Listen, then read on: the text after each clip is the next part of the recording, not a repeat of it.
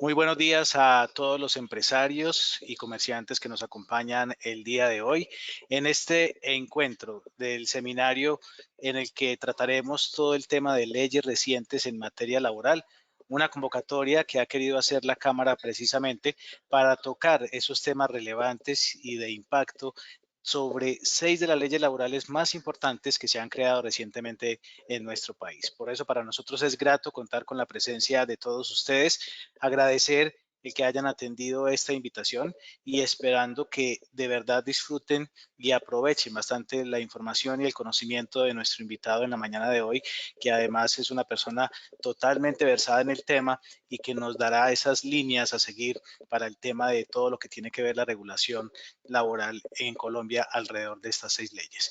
Antes de presentar a nuestro conferenciante de hoy, quiero invitarlos para que ustedes siempre estén muy conectados con nosotros a través de nuestras redes sociales. Recuerden que estamos como Cámara de Comercio Aburrasur en Twitter, en Facebook, en YouTube, en Instagram. Nos pueden encontrar y estar allí al tanto de cada una de las actividades que la Cámara tiene para ustedes. Igualmente, invitarlos para que hagan parte de nuestro consultorio empresarial. Es un consultorio empresarial gratuito que la Cámara creó desde el año pasado, que sigue vigente, que sigue activo y en el que también se tratan temas laborales, tributarios, financieros, en fin, todos los aspectos necesarios alrededor de todo el tema de su empresa, del manejo de su empresa o establecimiento de comercio. Ustedes los pueden encontrar de manera gratuita en ese consultorio. Para ingresar simplemente ingresan a nuestro sitio web cámaraaburrasur.com y allí encuentran el vínculo para solicitar y agendar su cita. Así que no tienen excusa para no estar conectados con nosotros permanentemente. Ahora sí, tengo el gusto de presentar esta mañana al doctor Rubén Darío Barrientos. Él es abogado de la Universidad de Antioquia, especialista en Derecho Laboral y asesor empresarial en temas jurídicos y laborales. Con el doctor Rubén Darío Barrientos, entonces, iniciamos este encuentro de hoy sobre las leyes recientes en materia laboral en nuestro país. Doctor Barrientos, buenos días, adelante.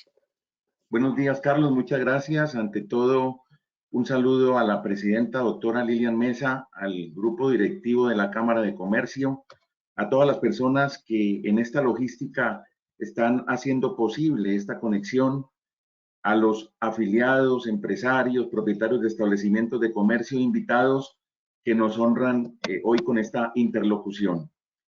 Venimos de una cantidad de gimnasia laboral en esta pandemia. No podemos olvidar que en este mismo canal estuvimos tocando el tema de alternativas laborales con ustedes y esta pandemia realmente y en definitiva revolcó las legislaciones de los países y en materia laboral sí que se ancló fuertemente para hacer malabarismos y vueltacanelas.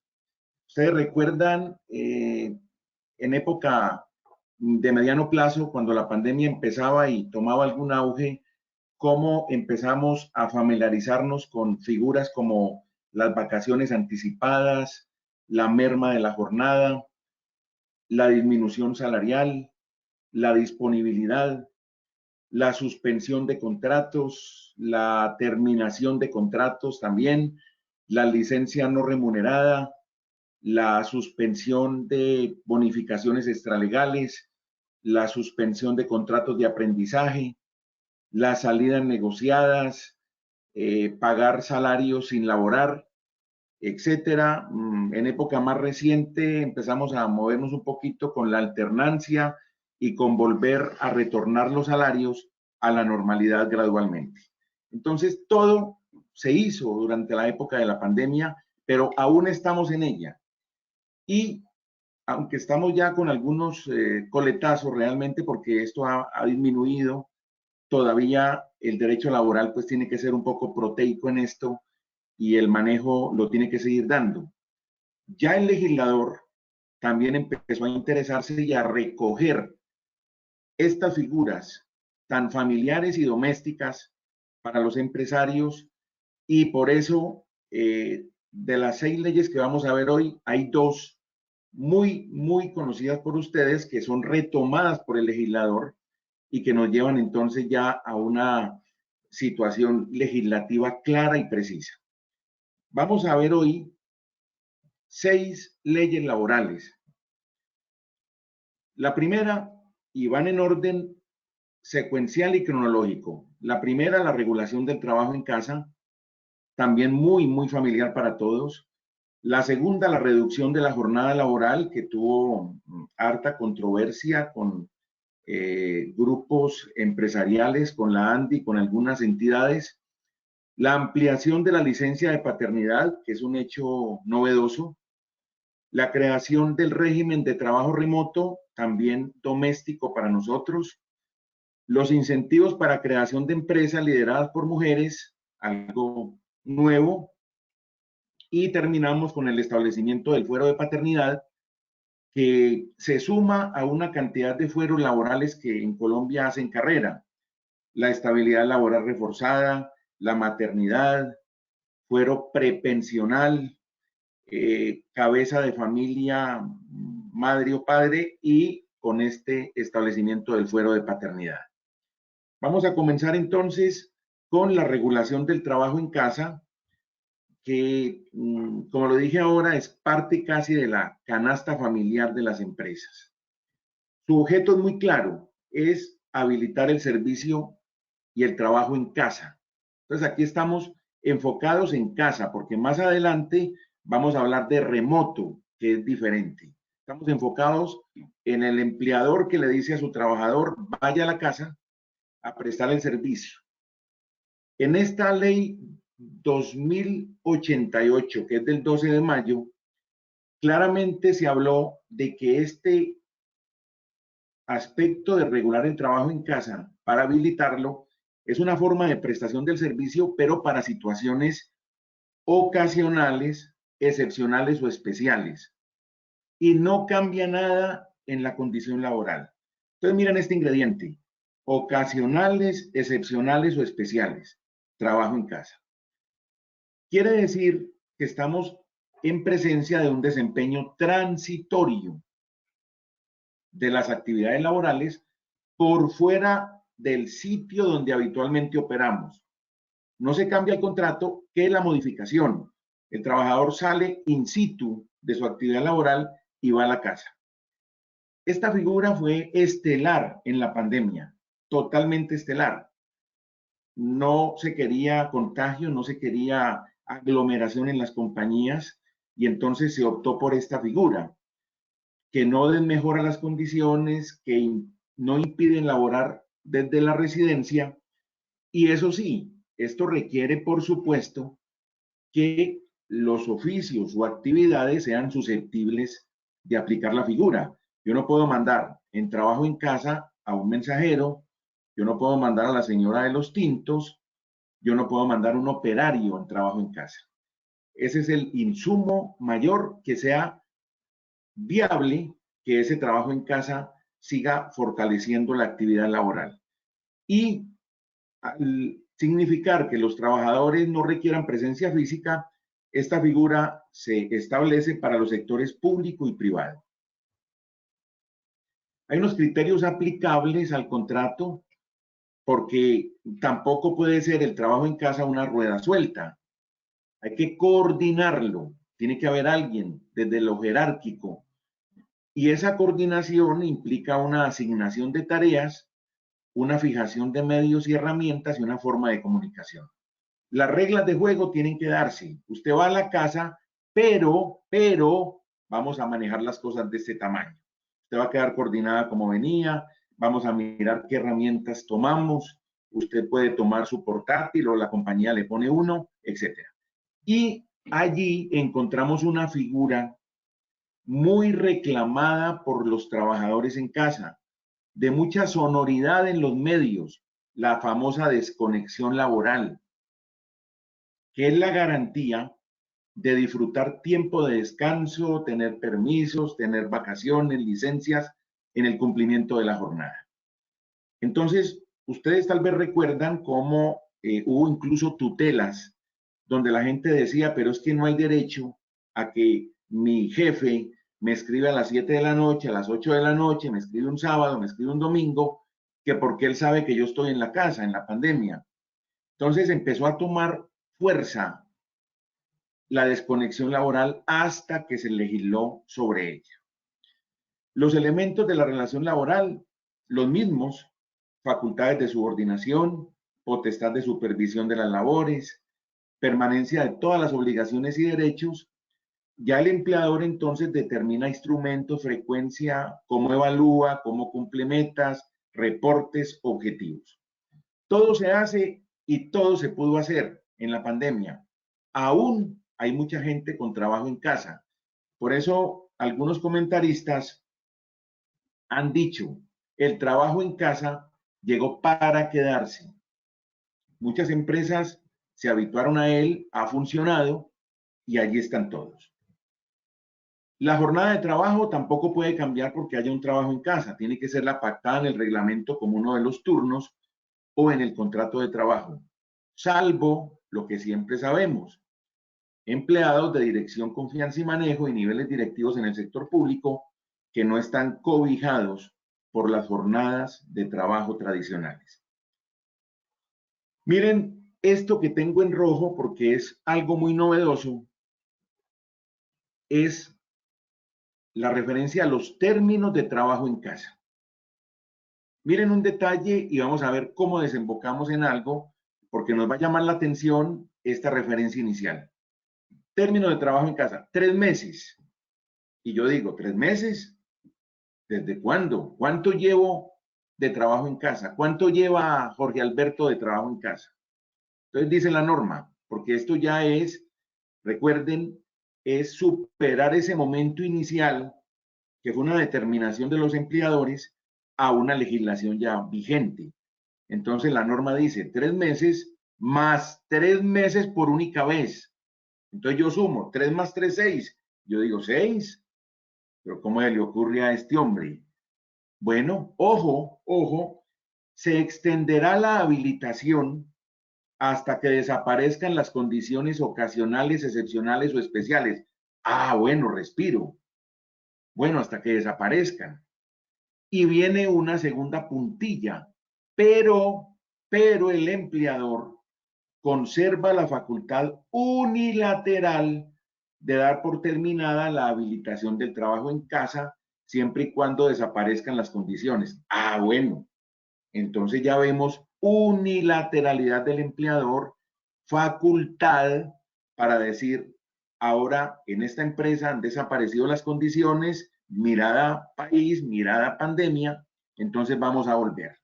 Entonces ya vemos que la norma trajo unos tiempos que prácticamente se los llevó la corriente, porque trabajo en casa por 3 meses o sumado por otros 3 por única vez no ha habido, y aunque esto es ocasional, se volvió rutinario y habitual.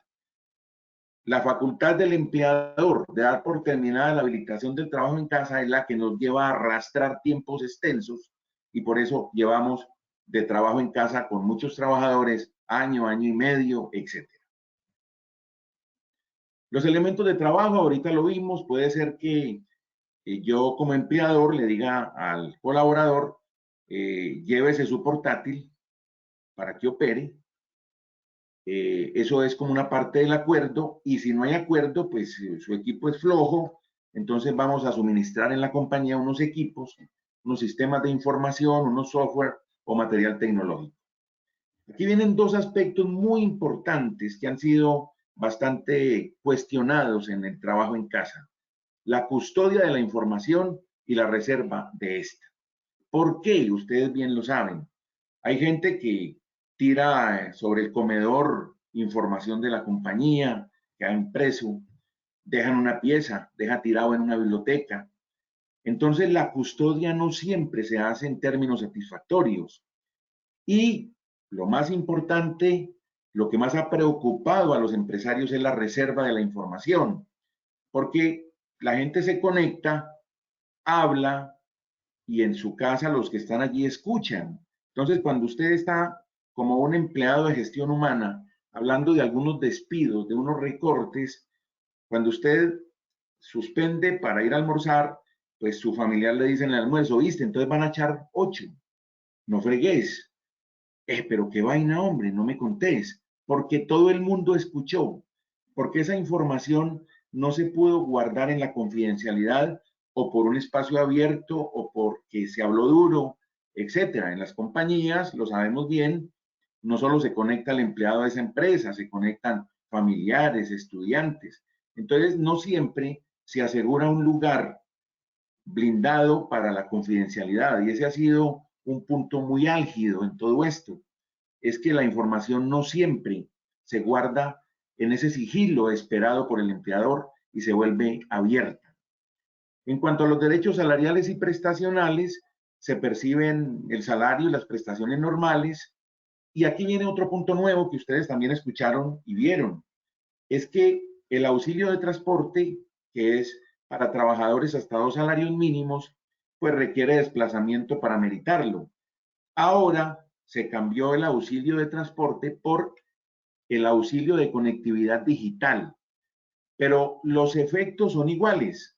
Ustedes saben que el auxilio de transporte, hoy, valga decir, el auxilio de conectividad digital, que es alrededor de 106.000 pesos, conocen bien, forma parte de la masa para cesantía y prima de servicios. Entonces se mantiene igual al, también las horas extras, los recargos para trabajo nocturno, dominicales y festivos y descansos están todos incólumes.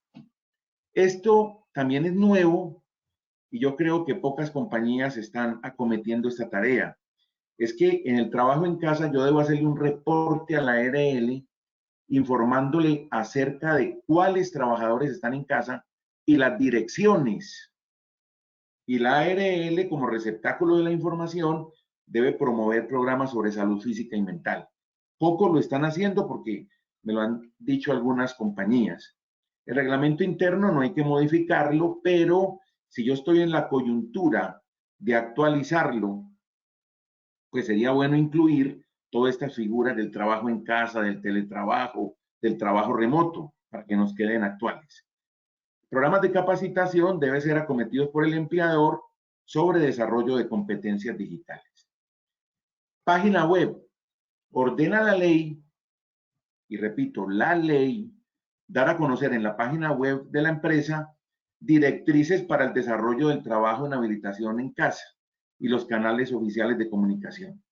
No sé si lo están haciendo, no creo mucho, pero es como para que los terceros se enteren que hay una descentralización laboral y que hay unos canales y cauces para conducir las nuevas actividades.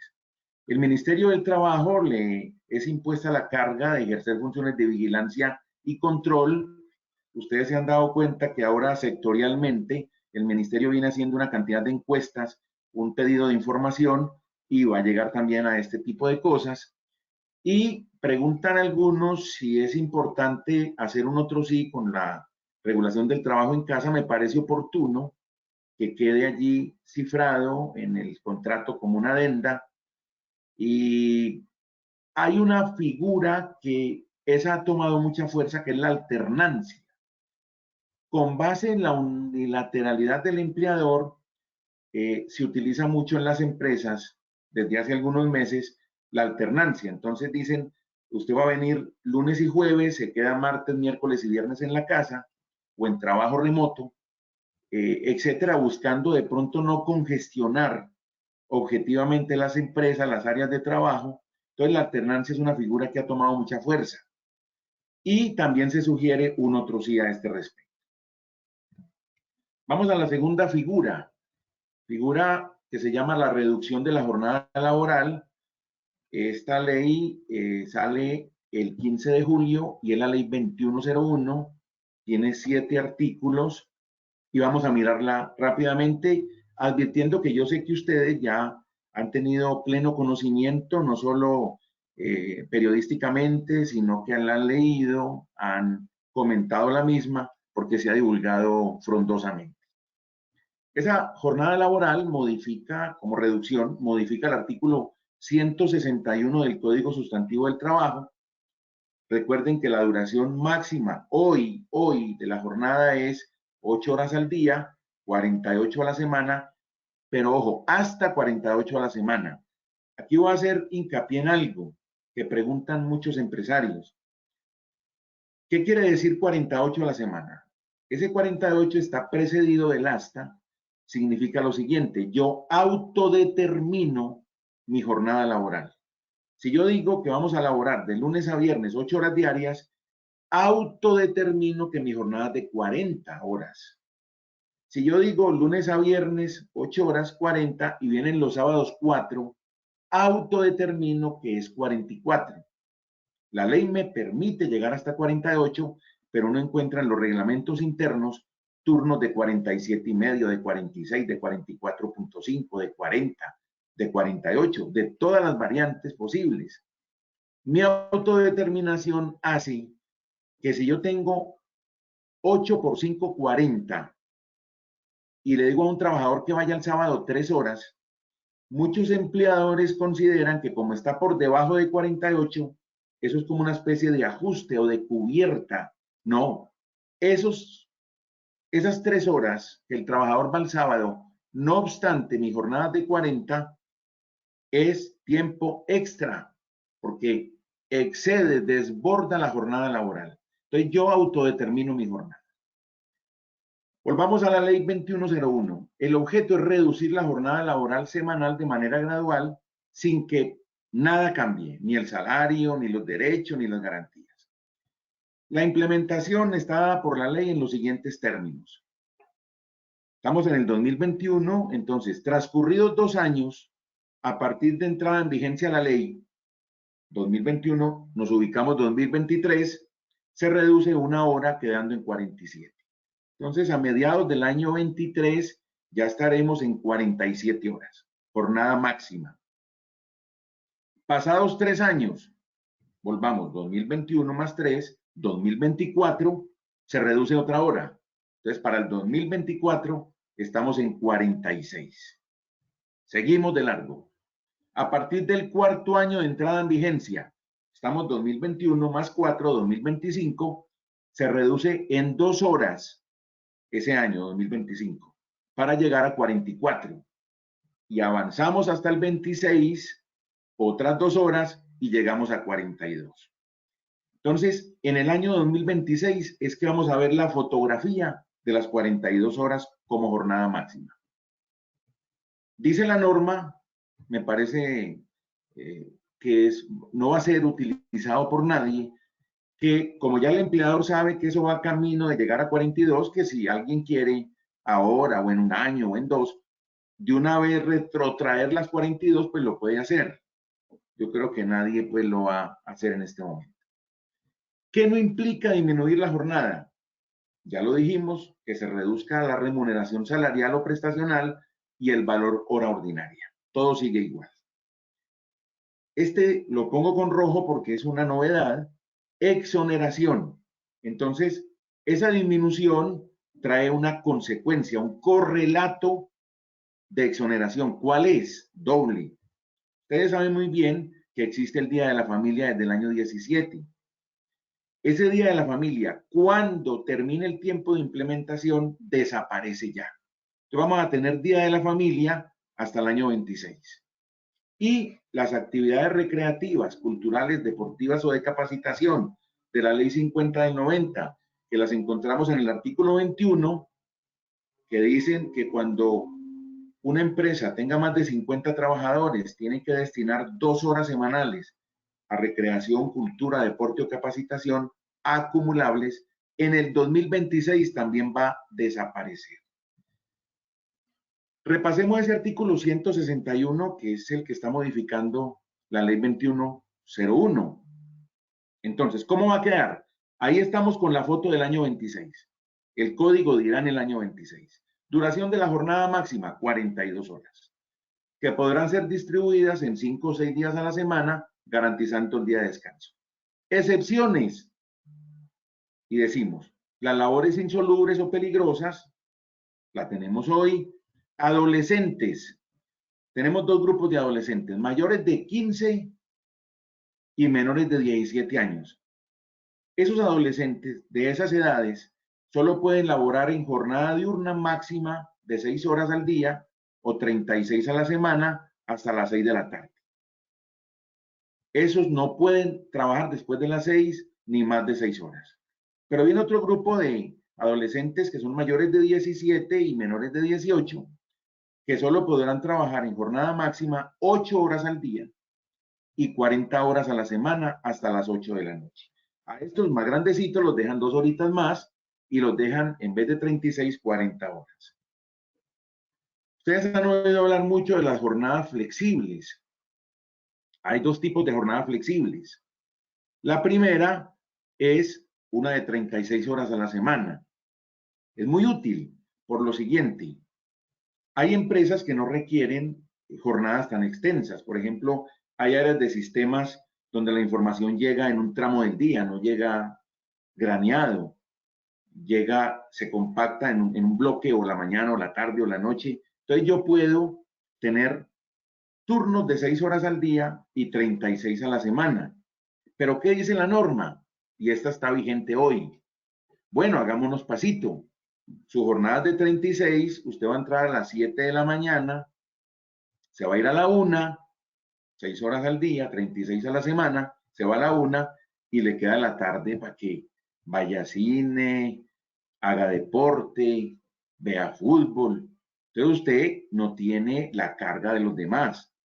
Como esto es de 6 al día y 36 a la semana, yo lo puedo programar fines de semana, de noche, dominicales y festivos, y no hay recargo. Y no hay recargo por estos turnos.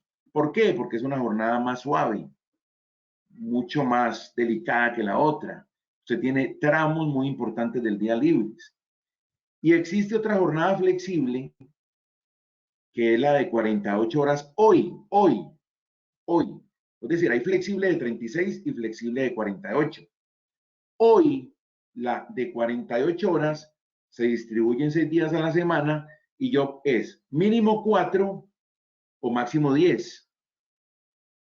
Mínimo 4, máximo 10. Entonces yo empiezo a mover. Lunes 4, martes 7, miércoles 9.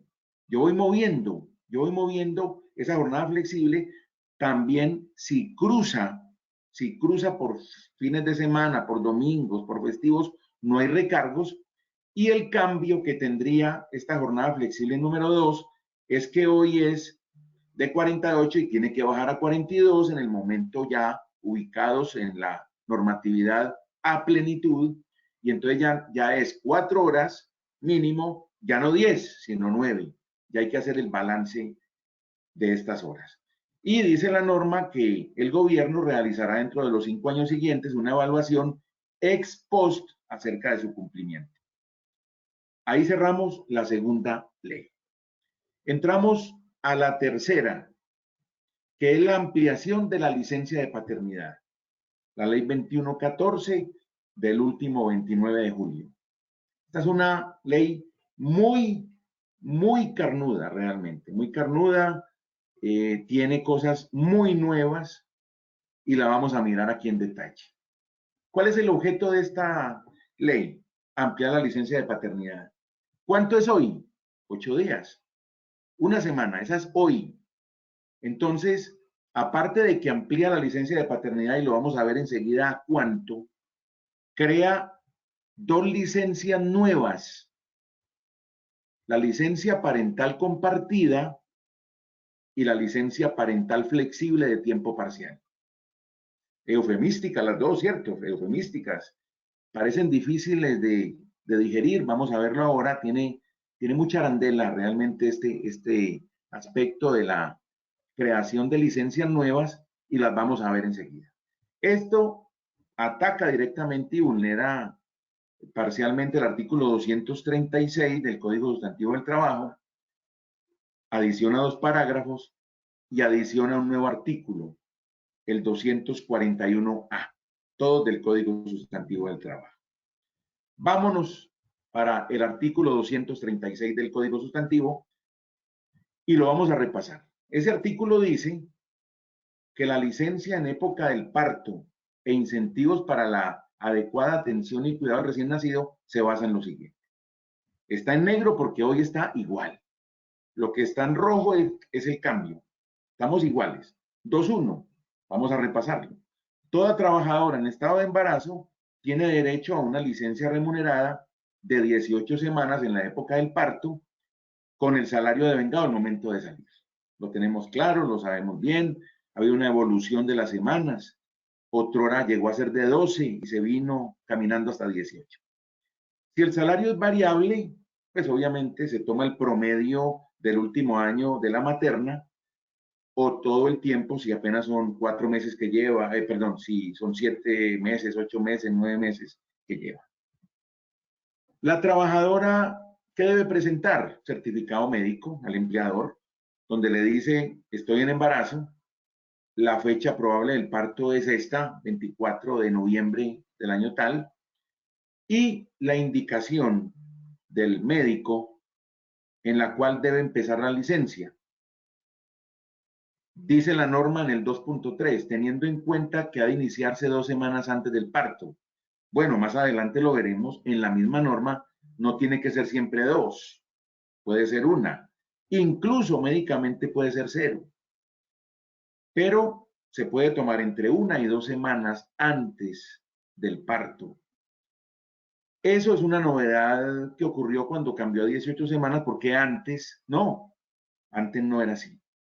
2.4, todas las garantías se hacen extensivas a la madre adoptiva o al padre que quede a cargo. Miren acá un detalle muy importante. Esto, aunque está en la norma, no todo el mundo lo conoce. Ya sabemos, entonces, esta es la madre normal y aquí entramos a la madre adoptiva, que es una figura de la adopción donde la madre tiene los mismos derechos jurídicos, laborales, de la madre que no es adoptiva.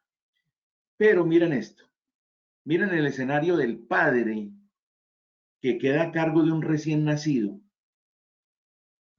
Ejemplo, en el parto muere la mamá. Eso es un verbigracia que les traigo. Pero puede ser por enfermedad. La mamá, digamos, viene al alumbramiento y a los 3 días o 4 la mamá entra con un problema crítico, entra a una UCI. Entonces hay una enfermedad. Puede haber un abandono, en un acto irracional la mamá se va, deja tirado el niño. Ese padre al que la ley le asimila la fecha del parto al de la entrega del menor, ese padre hace que la licencia de maternidad se incruste en él, vaya hacia él, se extienda. Y entonces esa licencia va a durar el equivalente al tiempo que falte por expirar el periodo de licencia del parto. Es decir, se vuelve masculina la licencia de maternidad. No todo el mundo conoce eso porque hace poco me preguntaron y existe. Hoy está en el código así como está, el 2.4. Todos también sabemos ya que cuando hay madres de niños prematuros, entonces ya hay que tener las 18 semanas y hay que sumarle la diferencia entre la fecha gestacional y el nacimiento a término y la sumamos. De igual manera, cuando hay partos múltiples o madres de un hijo con discapacidad, la licencia se amplía en 2 más. Ya no es 18, sino 20 semanas. Como estamos repasando ese artículo, es muy importante tener este punto de referencia. ¿Cómo se toman las 18 semanas de licencia? Entonces, hay una que es la licencia preparto y la otra la licencia posparto. La preparto, miren acá, ahora en la norma hablamos de 2 semanas. En este 2.6, la norma habla de 1 semana con anterioridad a la fecha probable del parto y serían 17 posparto, o si requiere 1 semana más, es decir, llegar a 2, goza de estas y se va de posparto con 16. Sumatoria 18, el médico dirá como recomendación si sugiere que sea 1 o sugiere que sean 2, dependiendo de las condiciones físicas de la materna. La posparto, como su nombre lo indica, es después 17 semanas contadas desde la fecha del parto o 16 o 18 por decisión médica. De las 18 semanas de licencia remunerada, la semana anterior al probable parto será de obligatorio goce. Entonces ya la ley dice, bueno, a no ser que el médico prescriba, pero habitualmente debe ser mínimo 1 previa. Es muy difícil que el médico prescriba una condición física, aunque hay mujeres que son capaces de trabajar hasta el último día y prácticamente no requieren hacer ese previo de la licencia de maternidad y aguantan perfectamente. Este parágrafo 2 ya es el nuevo. El padre tendrá derecho a 2 semanas de licencia remunerada de paternidad. Acuérdense que hoy es una novedad, 2. Por eso le llama la ley ampliación de la licencia de paternidad. ¿Para cuáles? Para hijos nacidos del cónyuge o compañera permanente, así como para el padre adoptante. Ya ustedes ven que siempre que hay padres adoptantes, madres adoptantes, los derechos se ciernen exactamente iguales. Entonces aquí tenemos ya 2 semanas. ¿Cuál es el soporte? Pues el registro civil de nacimiento, que se presenta a la EPS a más tardar dentro de los 30 días siguientes a la fecha de nacimiento, paga la EPS, miren esto, a prorrata de las semanas cotizadas por el padre durante el periodo de gestación. No es lo mismo el papá que llegó a una compañía y a los 20 días el parto de la esposa al que lleva con la compañía un año. Ahí hay que hacer una regla de 3 para el pago prorrateado. En rojo, ojo, miren esta situación, miren esto, potencial ampliación. La licencia de paternidad se ampliará en una semana adicional, oigan bien, por cada punto que disminuya la tasa de desempleo, comparada con la mitad de año de hoy, de julio, sin que pueda superar 5 semanas. Y eso lo definen el Ministerio de Hacienda, más el Banco de la República y el Departamento de Planeación, y se divulga cada diciembre. Este diciembre debe haber divulgación inicial. Me parece realmente que no tiene como asociación, que ya vengo de una semana, ya crucé a 2, y me van a adicionar semanas por la disminución de la tasa de desempleo. Yo realmente no encuentro un punto de conexión entre la tasa de desempleo y el aumento de una semana en la licencia de paternidad. En ningún momento lo veo claro, pero la ley lo trae. El parágrafo 4 ya nos va a explicar una de 2 figuras nuevas. El cuarto habla de la licencia parental compartida. Miren esta licencia de paternidad nueva, novísima, sin antecedentes en Colombia, es que los padres podrán entre sí distribuir las últimas 6 semanas de la licencia de la madre sin perjuicio del permiso de lactancia. Entonces miren bien aquí un ejercicio curioso. Licencia de paternidad, 2 semanas. Ocurre que viene bajando la tasa de desempleo. Yo he escuchado al director del Diario Oviedo hablando que ha bajado. Póngale que baje y una más, nos vamos de 3 y después los cónyuges dicen partamos las 6 y ya este joven ya va con 6 semanas de licencia de paternidad. Esa licencia parental se comparte y entonces como es una posibilidad libre que tienen los cónyuges o compañeros permanentes, entonces le dicen partamos 6 y parten de a 3. ¿Cuáles son las condiciones? El tiempo de licencia parental compartida, que es el que estamos abordando, se cuenta a partir del parto, desde luego, pero salvo que el médico haya determinado que la madre tome 1 o 2 semanas de licencia previa. Bueno, ahí se puede ir retroactivo. La madre, ahí sí le dice la ley, debe tomar mínimo 12. Le dice, jovencita, de 12 no se va a bajar. De 12 no se va a bajar usted para que sepa. Puede ceder el resto, pero de 12 no se baja. Son intransferibles. Es el piso mínimo que le pone la ley a la mamá. Y las restantes 6, ya lo vimos, pueden ser distribuidas de común acuerdo entre los dos. La licencia, lo mismo, se remunera con base en el salario que está a cargo de la EPS con que sale. Y entonces los requisitos para ese beneficiario, a ese papá, registro civil de nacimiento, dentro de los 30 días, lo mismo. Bueno, miren esto, miren esto. Como es un acto voluntario y libre de disenso entre los cónyuges o compañeros permanentes, entonces la ley le dice, venga jovencito, venga para acá. Me van a hacer un documento donde aparezca el mutuo acuerdo cómo van a distribuir las semanas. Un documento privado, me lo van a firmar, me van a decir cómo queda de un lado y del otro. Hay que presentarlo ante los dos empleadores en un término de 30 días contados a partir del nacimiento del menor. Ya hay que generar un documento privado y firmado por ambos para entregarle a cada empleador o a uno, pues realmente si ocurriere. Ahora, el médico tratante debe autorizar por escrito el acuerdo de los padres. Pusieron a que el médico tratante avale ese acuerdo.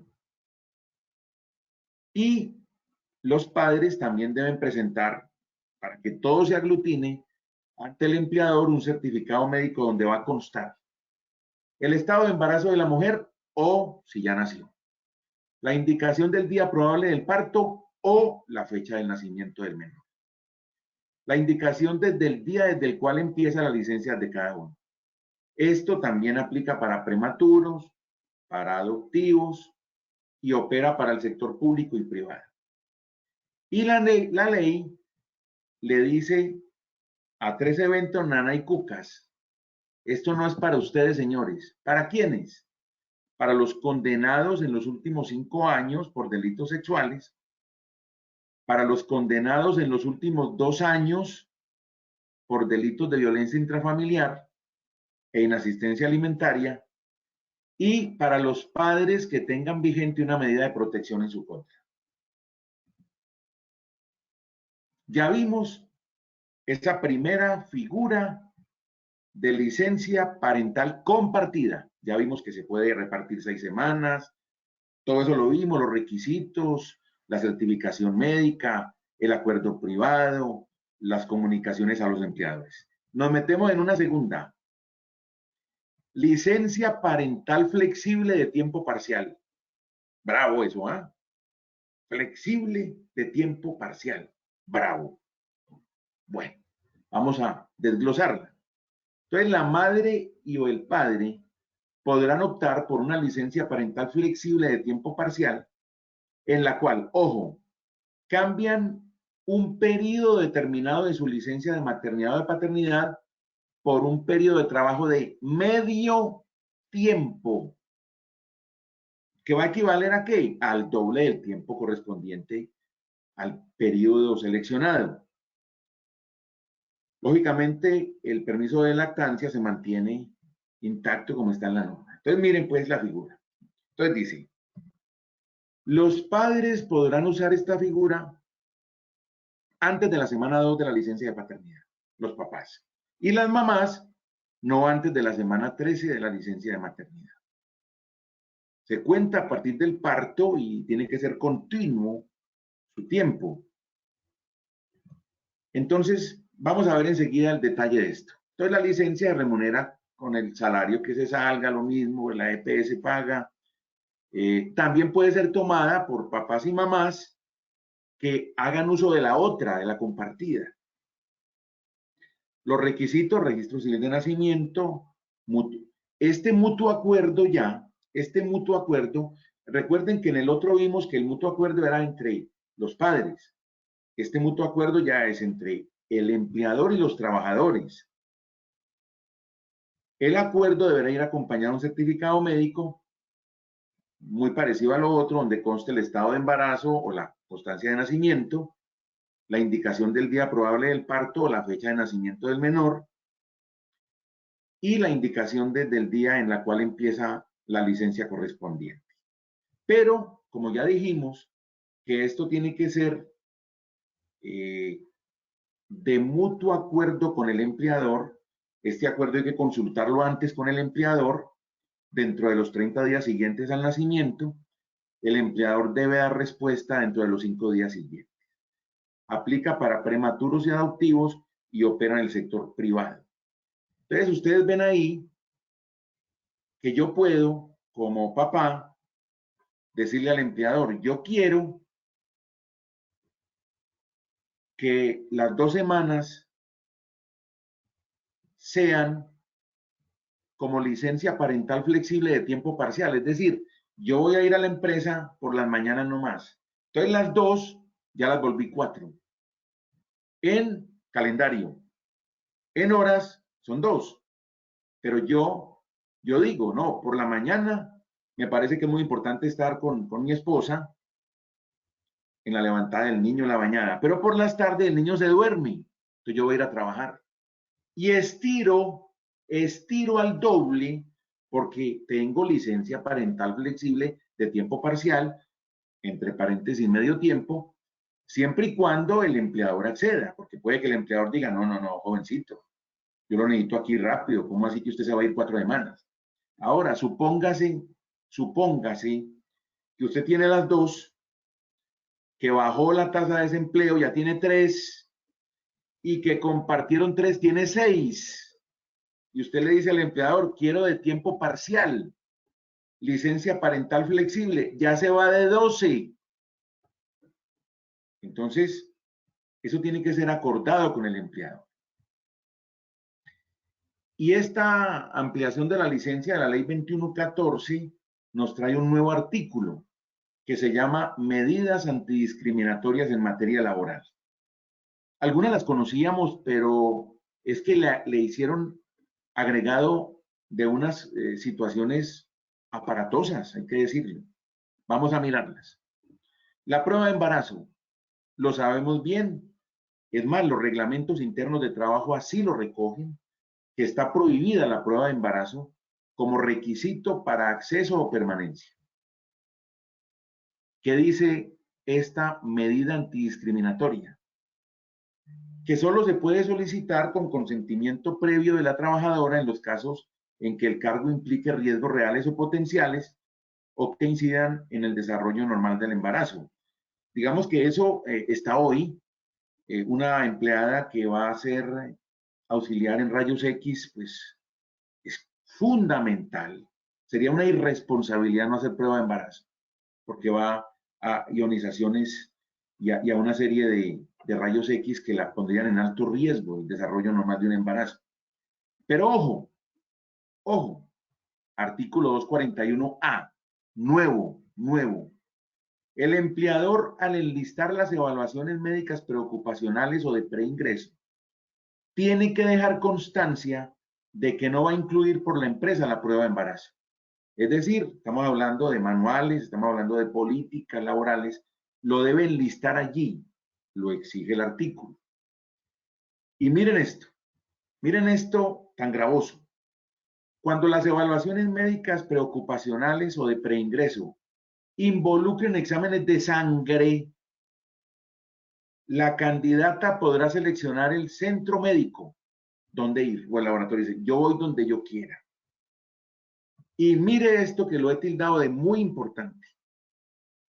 Al empleador que se le ordene, al empleador que ordene la realización de una prueba de embarazo en contra de lo establecido en la norma, es decir, el hombre rebelde va de frente, hágaselo, le imponen una multa de hasta 2.455 VT, que equivale hoy a 90 millones de pesos como techo.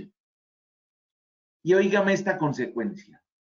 Y esa trabajadora tiene que ser contratada ya para el cargo. Oiga la sanción tan brava que se cierne. Como usted le ordenó la prueba y no podía hacerlo, nos vamos de multa y la trabajadora ya me la tiene que ingresar aquí a la empresa. Perfecto. Entrevistas de trabajo, otra norma antidiscriminatoria. Usted no puede hacer realización de preguntas relacionadas con planes reproductivos. Esa pregunta a ustedes, bueno, ¿cuánto lleva de casada? Llevo 2 años. ¿Qué han pensado de hijos? Pronto. ¿Cuántos quieren tener? No. Queda prohibida en las entrevistas laborales. Y al empleador que realice esa pregunta en contra de la norma, otra vez, multa de hasta 90 millones de pesos. Trae la norma que el Ministerio del Trabajo difundirá dentro de los 6 meses siguientes, pues campañas pedagógicas, difusoras, acerca de las nuevas modalidades de las licencias para que los tomen en beneficio de la pareja, en beneficio del bebé. Y va a recalcar la corresponsabilidad de los padres en la crianza de los hijos. Ahí cerramos la tercera ley en Colombia de reciente eclosión. Entramos a la cuarta. Creación del régimen de trabajo remoto, ley 2121, conocida, practicada, utilizada y muy útil. Ya la ley dijo, venga, venga, recojámosla, es que la estamos usando mucho, volvamos a la ley, démosle entidad jurídica seria. Y entonces ese objeto es el trabajo remoto como una nueva forma de ejecución del contrato. Miren esto, pactada voluntaria por las partes. Vamos a irnos atrás. El trabajo en casa era una decisión del empleador, váyase, hágale. No nos juntemos acá, opere desde su casa hasta que yo le diga. En este trabajo remoto, que venía siendo también, digamos, del mismo corte del trabajo en casa, la ley le dice, venga, venga, jovencito, es voluntaria, pero por las partes. Y se desarrolla a través de tecnologías ya existentes o nuevas. Y será de manera remota en la totalidad. ¿Qué significa la palabra remota? Remota significa fuera del sitio domiciliario laboral donde yo venía trabajando o donde es la sede, porque yo puedo entrar mañana como un trabajador remoto, nunca pisé la oficina, seré remoto, y ese remoto es donde yo quiera, en una finca, en el exterior. ¿Cuánta gente sale a pasear y se conecta desde Estados Unidos, desde Europa, desde Cartagena, desde la finca en un puente? Entonces, este remoto, el otro es casa. Este remoto, desde luego, casa, trabajo en casa es un remoto. Es una variante del trabajo remoto, casa. Pero este remoto es muévase donde quiera. Deben concurrir los elementos de la relación laboral del artículo 23, lo sabemos bien, la subordinación, la prestación personal del servicio y la contraprestación. También esta modalidad garantiza los derechos mínimos de quien no labora remoto, es decir, igualdad de condiciones, y se prestan los servicios desde el lugar que el trabajador considere adecuado, de común acuerdo con el empleador, previo visto bueno de la ARL. Ahí queda recortada un tanto la capacidad de la ARL porque yo puede que esté remoto desde una finca donde me fui 2 meses, pero viene receso escolar y yo digo que me voy para Punta Cana y de allá me conecto, entonces la ARL queda fuera de foco. Se considera que el trabajo remoto es ese acuerdo donde el trabajador le dice a su jefe, bueno, yo en la semana de receso voy a tomar unas vacaciones, pero me voy a conectar todos los días normalmente. Saldré al mar muy temprano, volveré al mar sobre el cierre de la tarde, iré a la piscina al mediodía, pero estaré conectado tal cual lo vengo haciendo para darle énfasis a que es un trabajo remoto.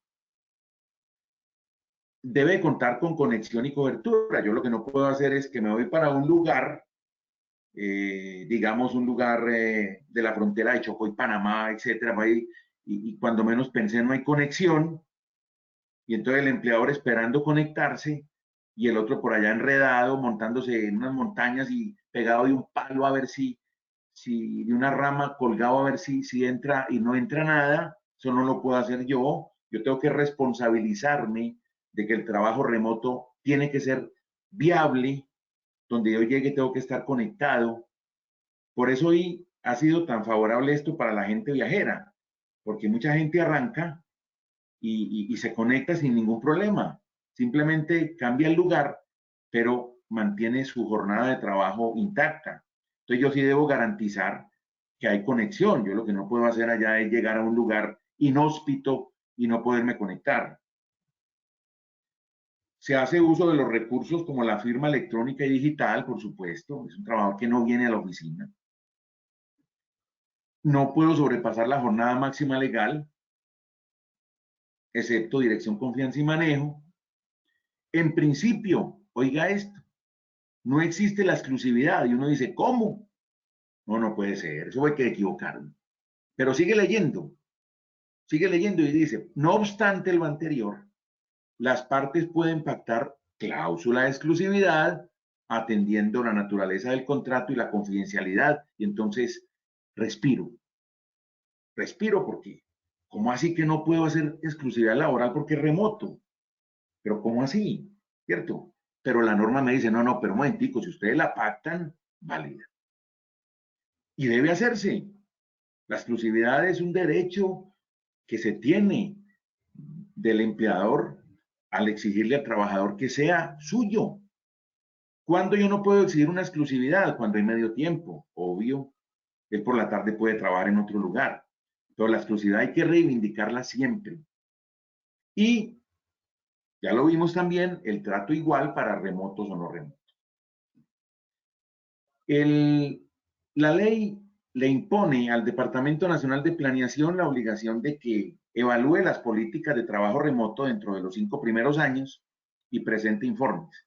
Y el DANE tiene que responder por levantamientos de estadísticas sobre la materia. Ese costo de implementación de tecnologías requeridas sí corre por cuenta del empleador. Ahora, hay cargos remotos que basta simplemente un portátil, pero por ejemplo un call center que tiene equipos muy importantes, instalación, etcétera, eso es por cuenta del empleador. Y esos contratos, dice la norma, podrán incluir un acuerdo de confidencialidad entre las partes que yo considero debe elevarse a esa categoría. Ahora, hay que poner todas las condiciones a disposición del trabajador remoto, todas las herramientas tecnológicas, equipos, conexiones, y ahí hay que mirar el valor de energía, internet, teléfono, el mantenimiento, cómo vamos a cuadrar todo eso. Porque acuérdense que esto es un acuerdo voluntario entre empleador y trabajador. Hay que determinar las funciones, hay que tener claros los días y los horarios, y entonces viene un tema crucial. ¿Puede haber un accidente de trabajo? Claro, es que ese es el sitio de trabajo suyo. Por eso los días y los horarios. Usted llega en una silla del escritorio, se voltea, se cae a las 9 de la mañana operando, en ese momento conectado a una junta directiva que lo ha citado como director financiero, etcétera. Eso es un accidente de trabajo. Por eso hay que tener claro los días y los horarios. Hay que acatar la jornada laboral. Hay que responder por la custodia de los elementos de trabajo, las medidas de seguridad informáticas, la idoneidad de la conexión, que sea apta, ya lo vimos ahora. Entonces miren esto, si hay fallas en la conexión, yo estoy en Medellín, yo estoy o en el Retiro en una finca, y hay una falla en la conexión por un daño en la zona ajeno a mí, yo no puedo como empleador decirle, como usted estuvo un día sin conexión, le voy a sacar ese día el salario. No, porque no dependía de mí, fue un hecho accidental.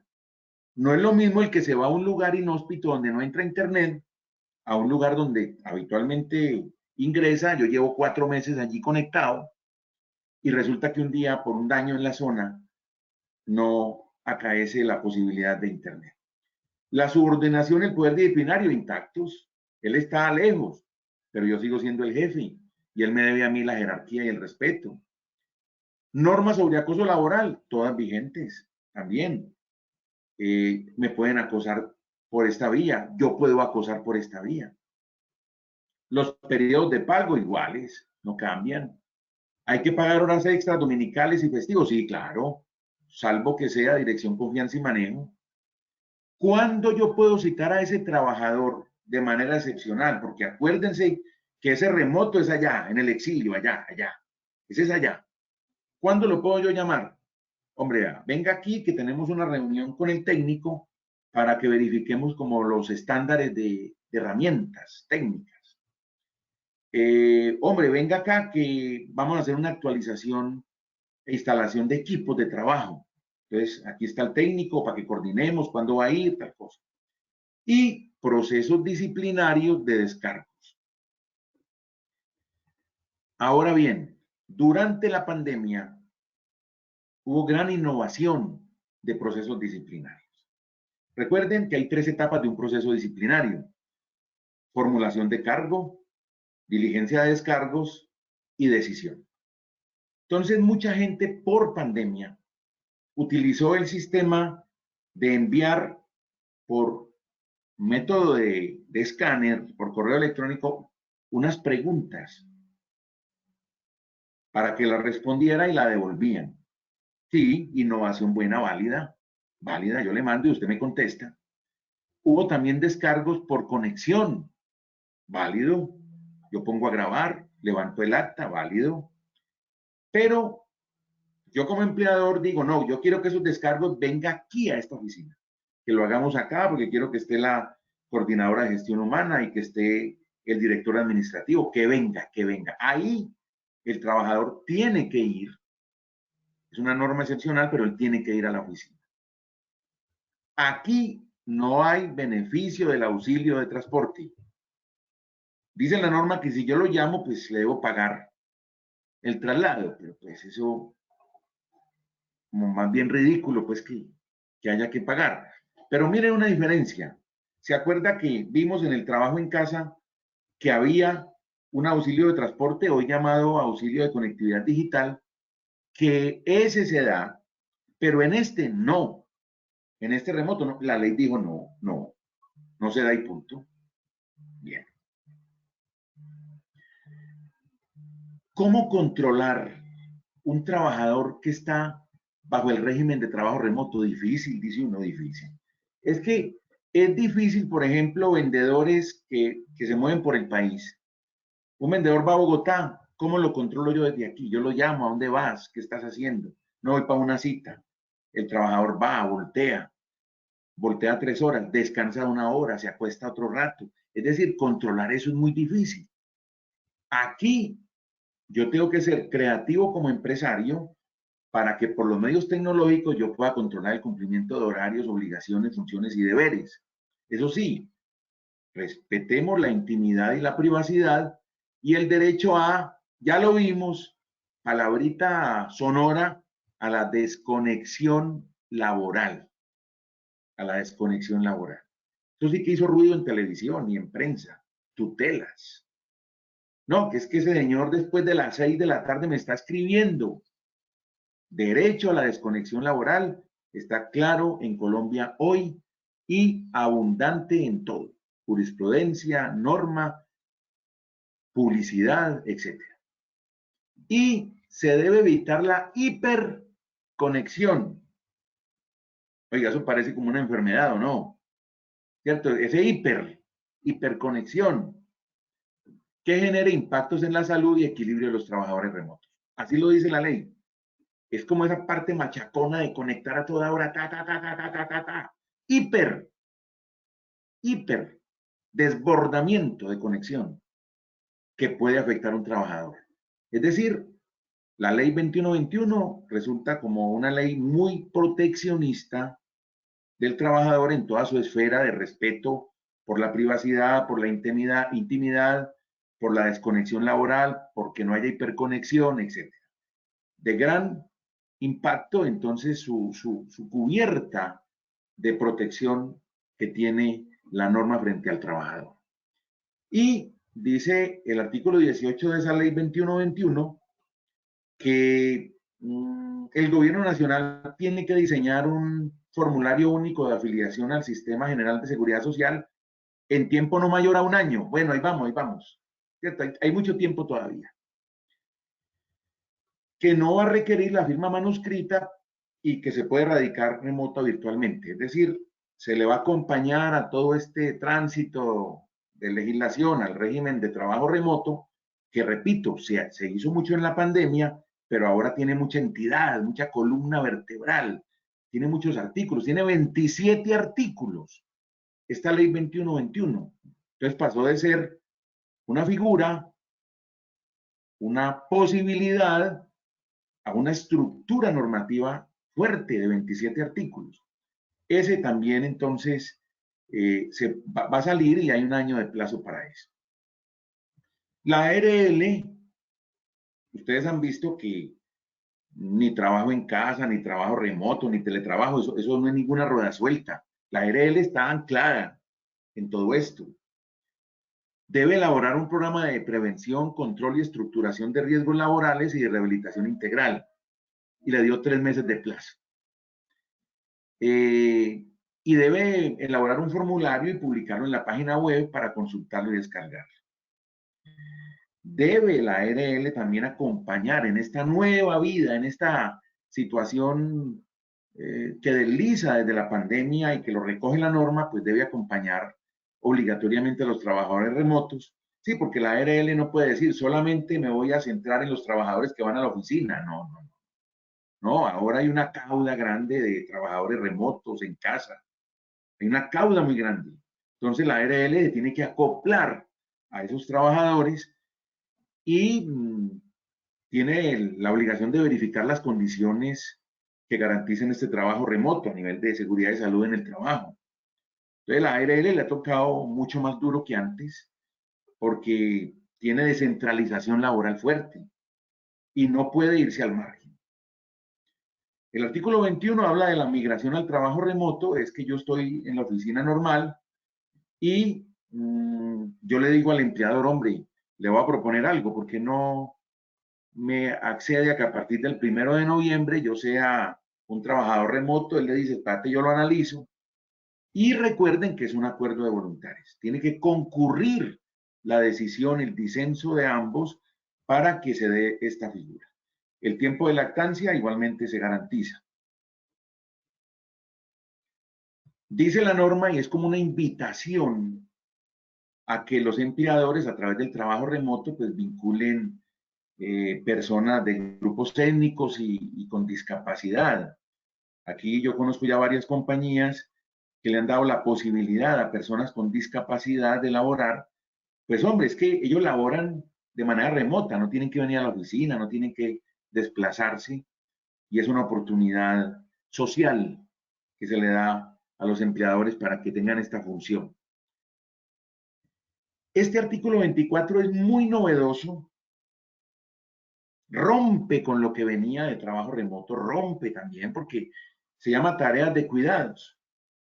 Resulta que los trabajadores remotos y que acrediten tener a cargo de manera única, ojo, es el trabajador remoto solo, no es que tiene señora, tiene en la casa el papá viviendo, que yo no sé, no, no, no, que acrediten a cargo único el cuidado de personas menores de 14 años, personas con discapacidad o adultos mayores en primer grado de consanguinidad que convivan y que requieran asistencia permanente. Menores de 14 años enfermitos o con alguna discapacidad, adultos mayores, un Alzheimer, por ejemplo, personas ya de alta vejez, que haya que darle la mano, bañarlas, etcétera, que vivan con él. Entonces el trabajador tiene derecho a un horario compatible con las tareas de cuidado a su cargo. Oiga, pues, compatible. Y o a interrumpir la jornada sin que las condiciones laborales pues bajen, no puede bajar. No, que es que usted todos los días baña a su mamá, entonces me bota 2 horas de trabajo. No, no, no, no, no, no, yo estoy ahí, pero yo estoy pendiente, yo a la hora del almuerzo me conecto 1 hora, etcétera. Es esa posibilidad que le da la ley a estas personas de tener a su cargo de manera única personas menores de 14 con discapacidad o adultos mayores en primer grado de consanguinidad, que esto no lo veíamos antes. Esto no lo veíamos antes. Esto es innovación normativa. El artículo 25 nos dice que la jornada laboral en el contrato remoto, pues obviamente se ajusta a lo establecido y no cambia nada. Y ahí cerramos la creación del régimen de trabajo remoto. Miren ustedes que esas figuras de trabajo en casa y trabajo remoto, que son las que hemos amasijado nosotros, las que hemos tenido como fórmulas especiales para poder salir de estas épocas pandémicas tan difíciles para los empresarios, tan difíciles para los trabajadores, para todos, están adornadas de una cantidad de arandelas. Entonces ya no solo es, vea, vaya para la casa, no, conéctese desde el exterior, no, no, no, no. Ya hay una cantidad de figuras, la desconexión laboral, la hiperconexión, las garantías, las tareas de cuidados. Hay una cantidad de figuras que vienen a alinearse con estas creaciones de regímenes de trabajo y entonces ustedes ven cómo ya consolidan una estructura jurídica seria, atendible, la una unilateral, la otra de mutuo acuerdo. Entonces, mire cómo se acoplan esas figuras a tener normativa, a tener mucho articulado. No es simplemente lo que nosotros teníamos como mirada simple y elemental, no, no, opere desde la casa, no, va a viajar, opere remoto, fresco, ya tiene mucha cosa esto, ya tiene mucha cosa. Vamos a entrar a la quinta figura, que, que son los incentivos para la creación y formación de las micro, pequeñas y medianas empresas lideradas por mujeres y la llaman la ley Creo en Ti, una ley de 24 artículos, la ley 2125, sobre la cual no voy a hacer un detenimiento especial porque esa ley busca establecer una cantidad de incentivos para fortalecer todas estas empresas micros, pequeñas, medianas, lideradas por mujeres, como una política de emprendimiento femenino, pero todo está por hacer, porque el gobierno tiene un año para reglamentar la entrada en vigencia de la ley frente a esas políticas, en cabeza del Ministerio de Comercio, Industria y Turismo. La DIAN, a su vez, tiene un año para elaborar la simplificación de trámites. Todo esto también está apoyado por las cámaras de comercio, por Impulsa Colombia, por Bancoldex, que van a estructurar todos estos estímulos. Las cámaras van a concebir también descuentos en tarifa de inscripción mercantil. Se va a llamar la primera semana de marzo la Semana del Emprendimiento Femenino. Crean premios nacionales para reconocer planes que incentiven esto, etcétera. Entonces, digamos, esto está en cierne. Esto está por hacerse, la traigo como recuento, pues porque fue la ley promulgada este año, en agosto 4, y tiene ni más ni menos que 24 artículos. Y nos metemos con la sexta y última, que es el establecimiento del fuero de paternidad. Ahora vimos que el derecho laboral, cuando empezábamos la charla, ha ido recogiendo una cantidad de fueros, el de estabilidad laboral reforzada, que es un fuero que no hay empresa que no lo tenga viviendo, la maternidad, el fuero de maternidad, el de prepensionados, que como ustedes bien lo saben, son aquellos trabajadores que tienen menos de 3 años para la edad de pensión, pero que no tengan las 1.300 semanas o las 1.150 semanas o el ahorro en los fondos privados. Los fueros de madre y padre, cabezas de familia, que esos surgieron de sentencias unificadas, el uno, el de la madre del año 2005 y una sentencia del año 2010 del padre, y ahora el fuero de paternidad. Es de 3 artículos, pero tiene contenido vasto.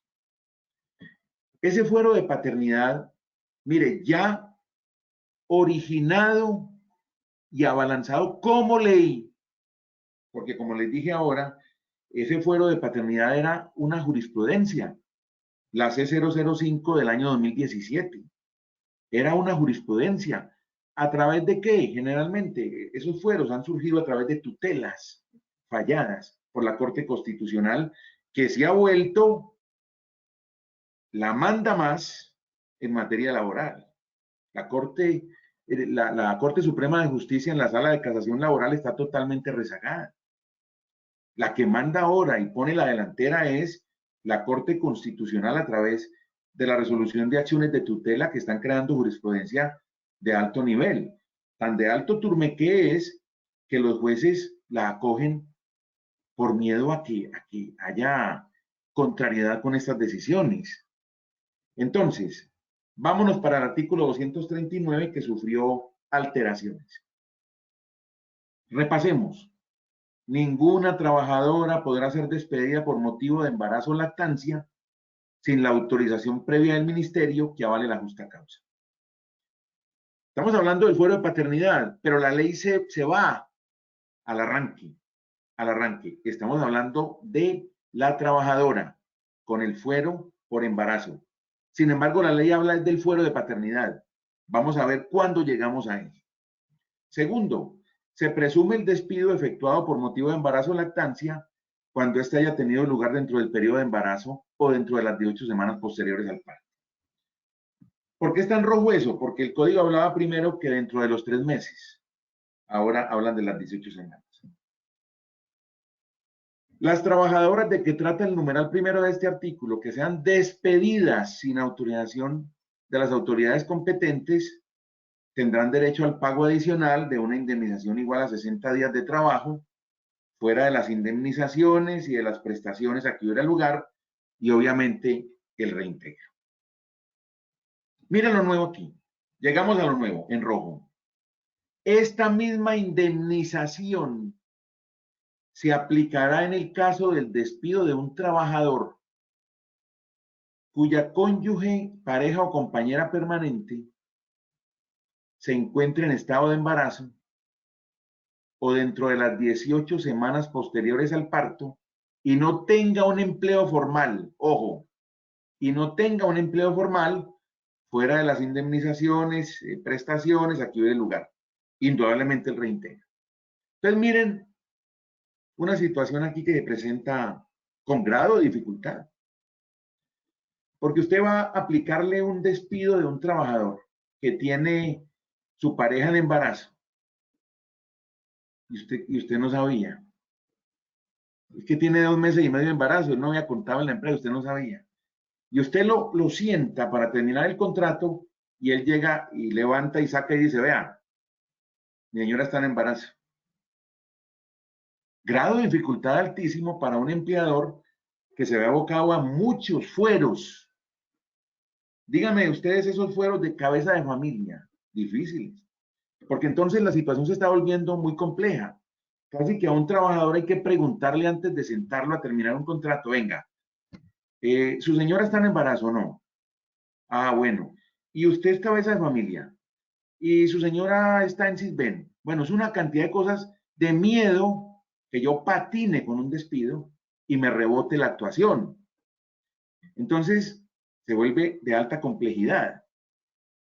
En el caso de la mujer trabajadora, que por alguna razón excepcional no disfrute de la semana preparto, entonces no la disfruta, o de alguna de las 17 semanas de descanso, tendrá derecho al pago de las semanas que no gozó de licencia.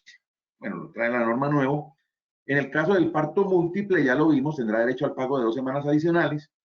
Y en caso de que el hijo sea prematuro, pues la diferencia entre el alumbramiento y el nacimiento a término. Vuelve la norma y se abalanza.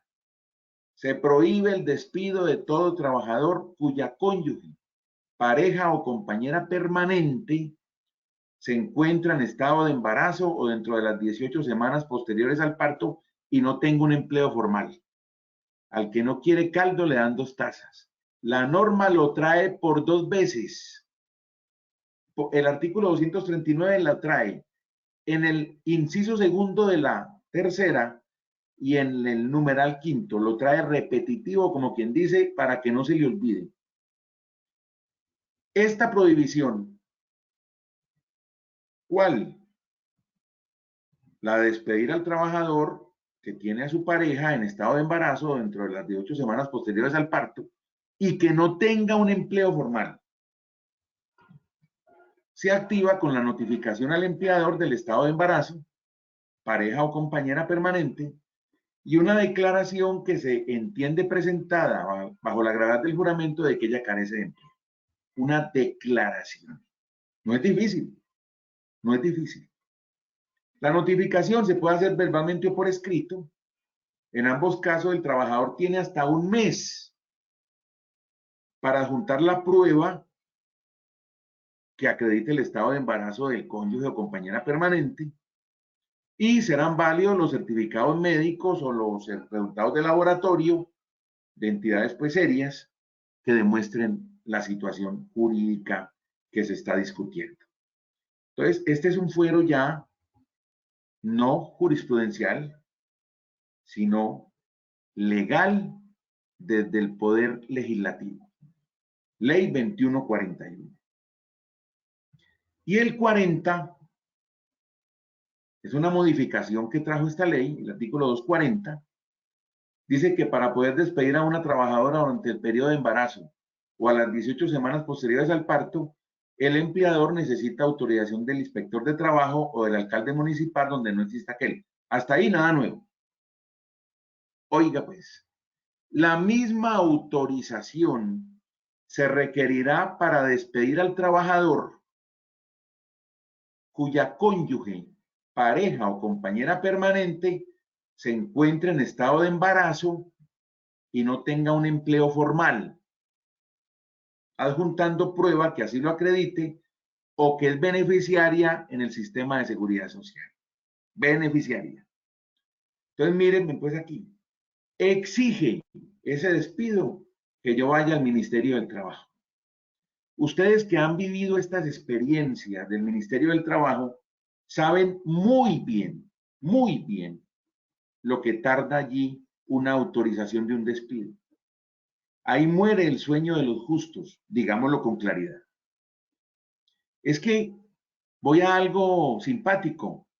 Los mismos inspectores de trabajo con quien uno conversa dicen que cuando se solicita una terminación de contrato por justa causa de una materna, el Ministerio del Trabajo lo autoriza en la semana siguiente al bautizo del niño.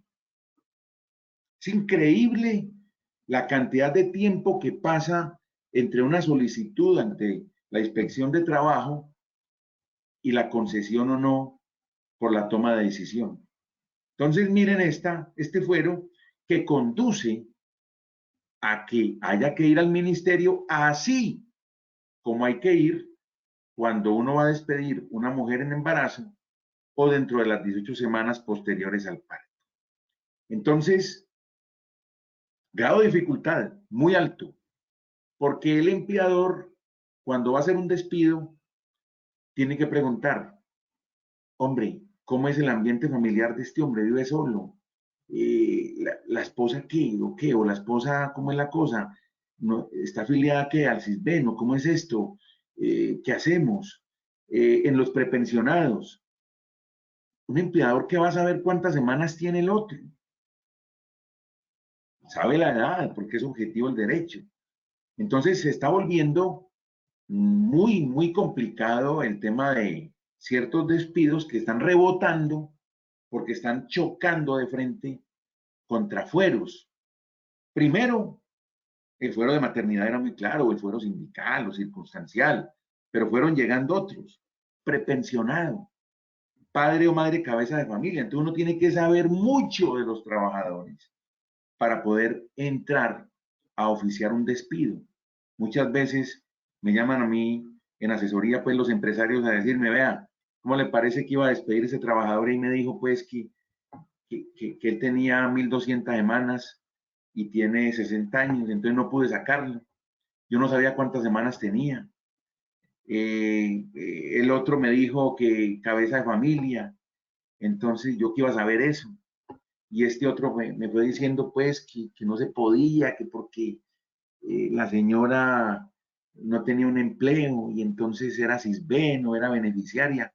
Es decir, se está volviendo esto muy difícil, hay que decirlo con claridad y franqueza, muy difícil en materia de herramienta de los empleadores, las terminaciones, que son facultades que tienen estos para proceder por justa causa, de manera injusta, indemnizando, negociando, son facultades que hay. Y hoy, más que nunca, las empresas en ese reacomodo económico, en esa dificultad que han tenido las que han subsistido, pues se están viendo en calzas prietas para tomar decisiones de terminación de contratos de trabajo. Muchas gracias a ustedes. Las imágenes las he tomado de Google, entrando con los nombres de cada tema. Y en este momento, 9:30 de la mañana, pues pongo punto final a la exposición, que pudo haber sido más explícita, desde luego, pero por factor tiempo y por ser pues una conjunción de leyes, no había lugar. Quedo a disposición de ustedes en cuanto a las preguntas que me quieran formular. Perfecto, doctor. Muchísimas gracias. Vamos a iniciar con algunas preguntas. La primera de ellas dice, si la empresa decide continuar con el trabajo en casa de todos los trabajadores, ¿qué debemos hacer? ¿Generar liquidación del primer contrato o cambio de contrato?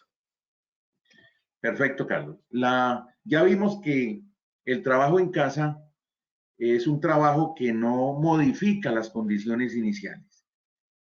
Puede ser sujeto solamente de un otro sí como una novedad del contrato, pero no una alteración del contrato, porque el cargo sigue igual, el salario sigue igual, solamente que la ley ya prevé unas condiciones especiales que debemos acatar, empleadores y trabajadores, pero no cambia. Como el contrato no cambia, el contrato no se debe liquidar, el contrato permanece incólume y si se quiere hacer recomendable un otro sí al contrato diciendo que a partir de allí el trabajador entra con trabajo en casa y si se quiere incluir como alternancia, también hace un otro sí. Y recordemos que el empleador determina cuándo cesa el trabajo en casa y cuándo unilateralmente regresa al sitio de trabajo al colaborador. En resumen, no hay que liquidar, no es un contrato nuevo, es una novedad del contrato. Muy bien, doctor. Continuamos con más inquietudes. En caso del personal administrativo que labora de lunes a viernes de 7 de la mañana a 5 de la tarde y se programa un sábado para capacitación, ¿esas horas se deben pagar como extras? Bueno, vamos a tocar el tema de la capacitación. ¿Qué ha dicho la Corte? La Corte ha dicho, las capacitaciones en lo posible deben hacerse en horario laboral. Muchos empleadores consideran que la capacitación en horas de trabajo, por ejemplo, un viernes en la tarde, es parte de una, entre comillas, pérdida de horario laboral y entonces las prefieren en horas por fuera de la oficina, de la jornada ordinaria de trabajo. ¿Qué dice la Corte? La Corte dice, cuando usted cita a trabajadores a capacitaciones un sábado o un domingo o un festivo por fuera de su jornada, el trabajador está en la libertad de asistir a esa capacitación planteada y planeada por fuera de la jornada de trabajo. Está en libertad. No puedo exigirle la presencia. Segundo, ese trabajador, si quiere, solicita el pago de tiempo extra. Y tercero, ha dicho la Corte, cuando ello ocurre, el trabajador puede inclusive reclamar los gastos de traslado a la oficina. Recomendación siempre, hagan las capacitaciones en las jornadas ordinarias de trabajo sin considerar que están perdiendo tiempo hábil en el horario asignado. Es parte de la articulación laboral, háganlo siempre en las jornadas de trabajo. Muy bien, doctor. Siguiente pregunta. Con respecto a la jornada flexible, si se ponen 4 días de 12 horas, descansando 3 días, ¿es permitido? ¿Se deben pagar los recargos teniendo en cuenta que en esa jornada se cumplen con las 48 horas? Respuesta. Los turnos de 12 horas, comúnmente llamados corridos, utilizados sobremanera en entidades asistenciales hospitalarias y en entidades de vigilancia. Baste mirar los médicos, enfermeras, que es turnos de 7 a 7 corridos. Baste mirar porteros de urbanizaciones en turnos de 7 a 7 corridos. Dice la norma, son aquellos que operan cuando no se interrumpen las actividades o no puede ocurrir que se interrumpan las actividades. Esos turnos corridos de 12 horas, y si yo hago el ejercicio de la pregunta 12 por 4, 48, no son jornada flexible. La jornada flexible que vimos número 1 y 2 se ejecutan en 6 días a la semana, en 36 horas o 48, pero en 6 días a la semana. Estos son 4 corridos que acometen la tarea de cumplir con las 48, pero en 4 días. No son jornada flexible. Ahora, cuando yo tengo jornadas de 12 horas, no puedo acumular tiempo extra, no lo puedo adicionar. Entonces, esas jornadas son 12 horas y punto, y hay una prohibición de doblarse en turnos que existe en el reglamento interno. Entonces, la respuesta es, ese es es un turno de los que se llaman comúnmente corridos, permitido de 12 horas, que debe operar solo cuando las actividades son ininterrumpidas, que no puedo parar, yo no puedo parar un hospital, yo no puedo parar una entidad de vigilancia, entonces ahí caben, pero no son jornada flexible. Muy bien, doctor. Siguiente pregunta. ¿Bajo qué argumentos el empleador puede negarse a otorgar trabajo remoto solicitado por el trabajador? Perfecto. Ya vimos que el trabajo remoto es un acuerdo de voluntades. El trabajador puede negarse bajo argumentos como estos. No, yo lo necesito a usted acá porque nosotros hacemos 3 comités a la semana, yo lo necesito acá con la información precisa. Tenemos junta directiva quincenal, tenemos comité de gerencia semanal, tenemos comité de área cada 3 días. A mí me interesa que su presencia sea aquí en la compañía, que dirija las reuniones, que esté conmigo, no me interesa remoto, porque usted remotamente me opera y se conecta, pero la información de todas maneras de archivo grande está aquí en la compañía. Por lo tanto, ya estamos terminando pandemia, yo creo que usted debe estar aquí y su cargo es in situ, si le sirve, pero yo ni remoto ni trabajo en casa lo puedo entender como apropiado. Y como recordemos que esto es un acuerdo bilateral, empleador-trabajador, reservándose las facultades del empleador que quiera, e incluso porque me da la gana, el empleador dice remoto no, no lo hago.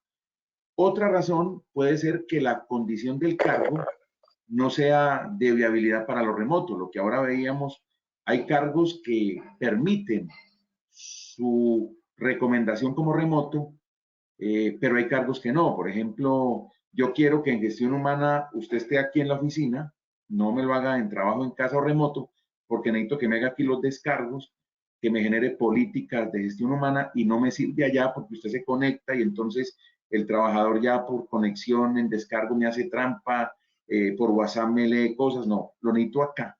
Entonces, el empleador determina la importancia de estar en la oficina para que este trabajo remoto o en casa sea viable, pero incluso puede llegar a niveles insospechados de decir, no porque me da la gana. Muy bien, doctor.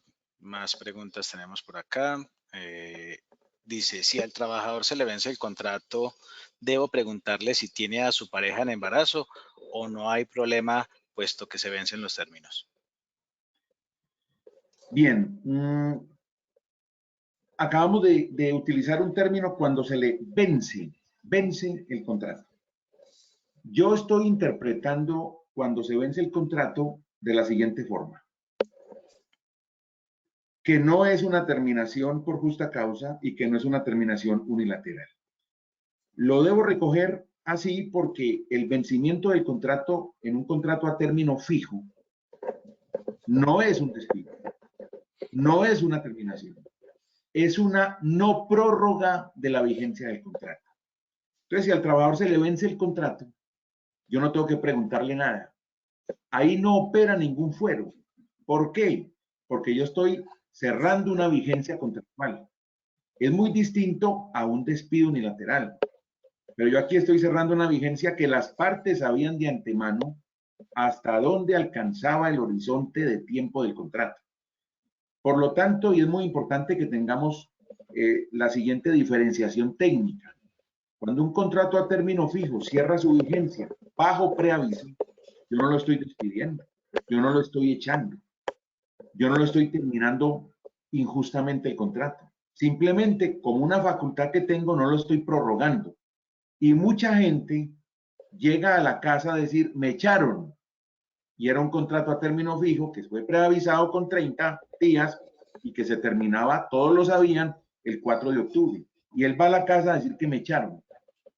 Recordemos que esas terminaciones de vigencia no prorrogadas por vía de preaviso no forman parte de los despidos colectivos como suma. En consecuencia, yo no tengo en una situación de fuero que preguntarle al trabajador por qué ese contrato vencía su término en una fecha determinada y objetiva y yo había hecho un preaviso. Otra cosa es que no preavise y el contrato se prorrogue, pero partiendo de la base de que termina su vigencia con un preaviso, como lo manda la ley, no hay que preguntarle al trabajador nada. Muy bien, doctor. Una pregunta que han hecho ya varias veces. ¿Cómo se deben contar las 2 semanas de la licencia de paternidad de un trabajador en jornada laboral de 8 horas de lunes a sábado? 12 días hábiles. Bueno, la, la jornada y su contabilización en este evento particular, como lo trae la norma, habla de 2 semanas. 2 semanas son 2 semanas tomando el calendario. Allí no se cuentan días hábiles. No es que las 2 semanas se conviertan en 17 días y por ahí festivos y cosas o algo, no. Son 2 semanas calendario. Es decir, sale el día lunes, cuento una semana al cierre de esa y al cierre de la otra y le digo regresa tal día. Son semanas, semanas calendario. Muy bien, doctor. Siguen otras preguntas. Tenemos por aquí, ¿el fuero de estabilidad laboral aplica solo para despido? Si hay término de contrato a término fijo, ¿no hay problema o aplica también? Muy bien. En el fuero de estabilidad reforzada, sí, todos los atafagos se han venido encima. El fuero de estabilidad reforzada que cada día toma más imponencia realmente en el medio colombiano por debilidad manifiesta y por la creencia de que es que una persona con 2 cirugías tiene ya fuero de estabilidad o porque tiene 3 incapacidades, etcétera. Entre otras cosas, tenemos que considerar algo. Uno en las empresas opina y dice, esa persona posiblemente tenga estabilidad reforzada, porque es que la estabilidad reforzada la decreta es el juez. Uno ve unas circunstancias o unos atisbos de una estabilidad reforzada, pero es que la estabilidad reforzada la decreta es el juez, solo el juez. Uno a la empresa le dice, hombre, analicemos varias cosas en un test. Primero, repetición a consulta médica. ¿Tiene o no tiene? Miremos. Incapacidades por el mismo aspecto y código. Yo puedo tener 15 incapacidades, pero una porque me dolió un tobillo, la otra porque un dolor, una cefalea, la otra por un dolor estomacal fuerte, la otra por un cálculo, la otra yo no sé por cuántas. No, es una uniformidad de incapacidades que muestran una tendencia mórbida. Si el trabajador tiene restricciones por recomendaciones, si el trabajador tiene tratamientos pendientes, hombre, una cirugía en 8 días, unas terapias hasta diciembre. Bueno, eso es un test grande. Uno desde afuera lo único que hace es decirle aquí presuntamente hay una estabilidad reforzada, hay que tomar medidas de precaución porque es posible que el juez de tutela la decrete. Pero ese concepto de estabilidad reforzada que uno es, digamos, tan amañado y lo mismo los trabajadores a estarlo promulgando, no es que yo tengo estabilidad reforzada y no me pueden echar. Y el empleador, qué miedo porque tiene estabilidad reforzada, solo se descifra con el juez. Ahora bien, frente a un contrato a término fijo, el principio general es que el contrato se cierra en la vigencia, como lo dijimos ahora en una respuesta anterior. ¿Por qué? Porque las partes lo saben. Pero en la estabilidad reforzada ha sido otro el cuento. La estabilidad reforzada, los jueces también han protegido condiciones de trabajo a término fijo y han decretado reintegros, no obstante, se ha preavisado y se cierra la vigencia, porque esta estabilidad reforzada es como el gran globo de las estabilidades grandes que hay. Este es como la mamá, el papá, los sobrinos, los tíos, este como que todo todo lo hace frente a las otras que son menores.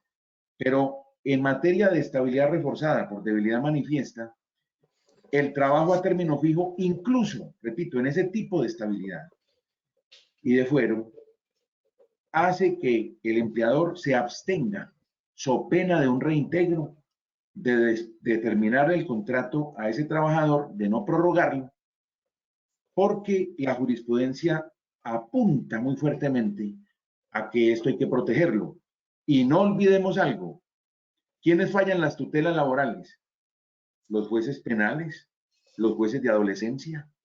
Y ese ha sido uno de los hechos críticos que han tenido las tutelas en Colombia y la acción de tutela. Es que la acción de tutela es muy noble, pero debería ser especializada para las materias. No, el reparto, ya a ustedes les ha tocado mucho. Los temas laborales, ¿quiénes los fallan? Los jueces penales y los jueces de adolescencia.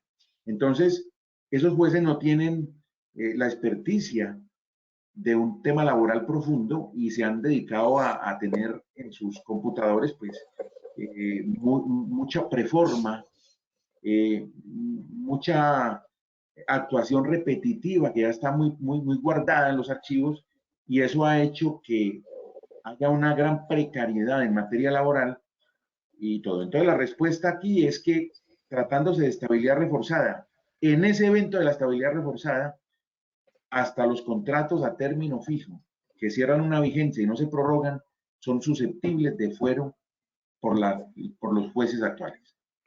Muy bien, doctor. Tengo dos preguntas asociadas al tema de licencia paternal flexible. Dice, en la licencia paternal flexible aplica subsidio de transporte y si en estos casos el trabajador quiere tomar una semana de paternidad, ¿se le puede pagar la otra? Bueno, auxilio de transporte no opera, no opera en esas semanas porque el trabajador no va a laborar, no opera. Y el trabajador puede tomar una y la otra compensada, no, no. Las toma de manera ininterrumpida, como él considere, y tiene dos. Si baja la tasa de desempleo, una más, y si hay en el evento de compartida, pues si quieren sumar más, suman más, pero son ininterrumpidas, no hay auxilio de transporte y no las puede cortar para decir hasta aquí esta y me compensa el resto. Muy bien, doctor. Por aquí nos dicen, cuando el empleado está en trabajo en casa y lo incapacitan 2 días y dice que sigue en trabajo en casa, ¿qué manejo le puedo dar? Bueno, se ha presentado con mucha frecuencia que el trabajador en casa, como está ahí, y él puede elaborar en pijama, en pantaloneta. Entonces, se está presentando mucho que hay gente incapacitada, como por ejemplo una fractura, una fractura. Entonces el trabajador dice, no, pues que yo qué problema, yo pongo el pie ahí con el yeso, yo puedo trabajar, etcétera. Entonces los empleadores están aceptando que ese trabajador que está incapacitado continúe laborando. La recomendación siempre es que los estados de laboriosidad y de incapacidad son opuestos. Yo no puedo hacer subsumir en un trabajador que está incapacitado su condición de trabajador. Eso es, digamos que en una luna de miel laboral no hay problema, pero el día que el trabajador salga, le va a cargar como hecho de la demanda el número 7 y le va a decir, el descaro del empleador llegó a tal punto que yo estuve incapacitado 2 días por una luxación de tobillo y él, sin embargo, me dijo que laborara esos días cuando yo tenía malestar grande, pero él lo pidió. Entonces, la recomendación siempre es que un trabajador incapacitado no labore, no labore. Es más, vámonos al aspecto de la elaboración de nómina y del programa y proceso. Ese trabajador que está incapacitado, entonces yo cómo lo registro en la nómina, laborando, incapacitado. Ahí tengo grado de dificultad. Lo ideal es que el trabajador incapacitado sostenga su estatus y aún así, pidiéndolo el trabajador, porque la ley es clara cuando dice, aún el trabajador pidiéndolo, usted tiene que repeler la actuación. Es que déjeme, es que yo puedo. Y usted le tiene que decir, no. Es como el trabajador que está incapacitado y aparece en la puerta de la oficina a entrar. Usted tiene que decirle al portero que no entre, que no pase, es que está incapacitado. Son estados opuestos y contrarios. O estoy incapacitado o estoy habilitado para laborar. Entonces, ha hecho carrera que los empleadores no solo acepten que el trabajador incapacitado labore, sino que lo invitan, le dicen, hombre, vos con esa pierna, pues vos puedes trabajar o no. Acuérdate que estamos en cierre contable, ayúdame con eso. Y el trabajador dice, listo, yo le hago. No debe ser así. La verdad, el trabajador incapacitado no debe estar laborando. No debe estar laborando. Eso por blindaje del empleador. Recuerden la regla de oro laboral. Es que el trabajador mientras esté en la empresa y esté en luna de miel, pues eso es abrazo sobre abrazo. Pero cuando está en el pavimento, ya no lo reconoce a usted, se le acaba la gratitud, ya no fue el jefe que le prestó para comprar vivienda, ya no fue el jefe que le dio regalos para los hijos, no, ya es un déspota que me echó. Y ese déspota que me echó, una vez que estuve incapacitado, me dijo que trabajara y no se la perdono en la demanda. Entonces, lo mejor es el blindaje para esos casos. Muy bien, doctor. En cuanto al tema de dotación en trabajo remoto, ¿qué se debe tener en cuenta? Bueno, la dotación, ley 11 del año 84, manifiesta que el trabajador debe, cuando gana menos de 2 salarios mínimos, tener derecho a la dotación. Como la ley es clara cuando dice que las circunstancias no cambian ni desde el factor salarial ni prestacional, la dotación se debe al trabajador si está dentro del rango de hasta 2 salarios mínimos, porque ha sido repetitiva en manifestar que lo único que cambia es el lugar de trabajo, pero las condiciones salariales y prestacionales se mantienen y esta es una prestación económica que el trabajador debe asumir. Por lo tanto, la respuesta es, si está dentro de los 2 salarios mínimos, hay que darle dotación al trabajador. Muy bien, doctor. Ya estamos terminando con las preguntas. Nos plantea un empresario: un empleador puede hacer un llamado de atención al empleado y disminuir su bonificación por el solo hecho de no irse a aplicar la vacuna contra el COVID. Muy bien, entramos a un tema también bravo, el tema de la vacuna. El Ministerio del Trabajo ha generado circulares plurales en el sentido de que a un trabajador no se le puede obligar a vacunarse.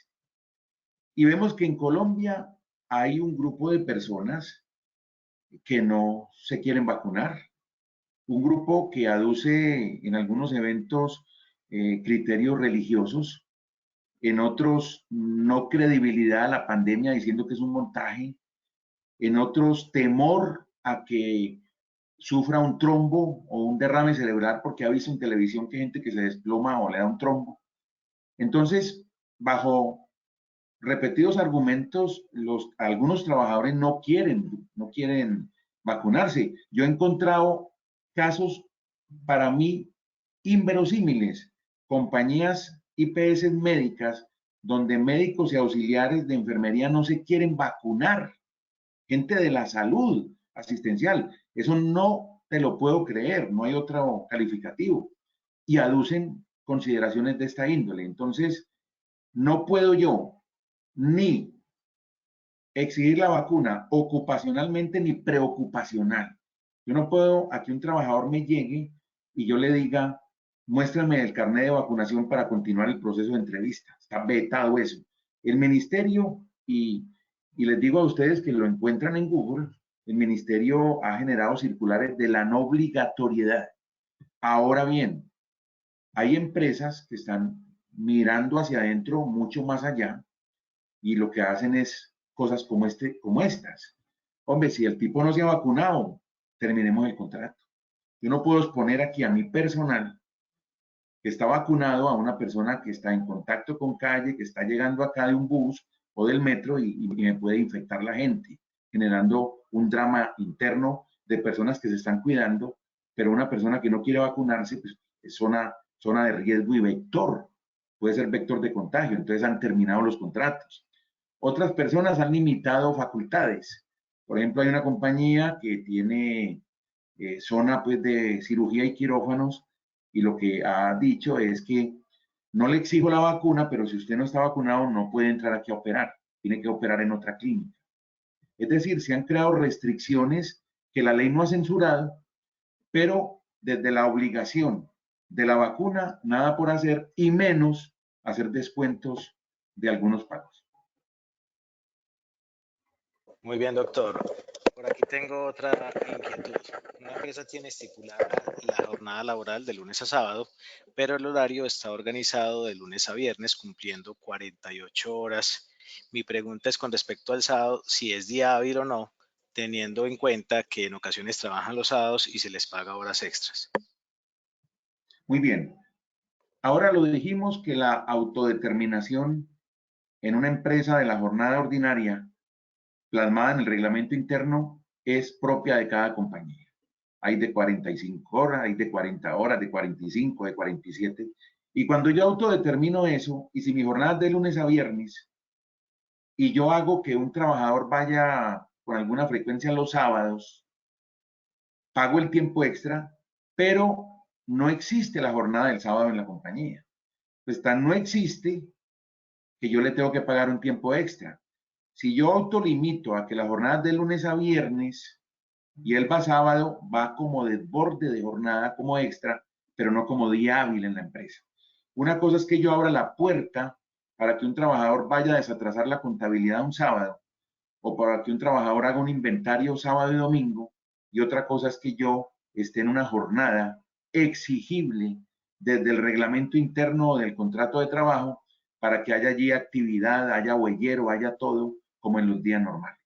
Por lo tanto, si mi jornada es de lunes a viernes y el sábado van algunos bajo el tiempo extra indicado por el empleador, no puedo decir que el día sábado, así lo pisen algunos, a trabajar un tiempo suplementario, es un día hábil. El día hábil de esa compañía es de lunes a viernes.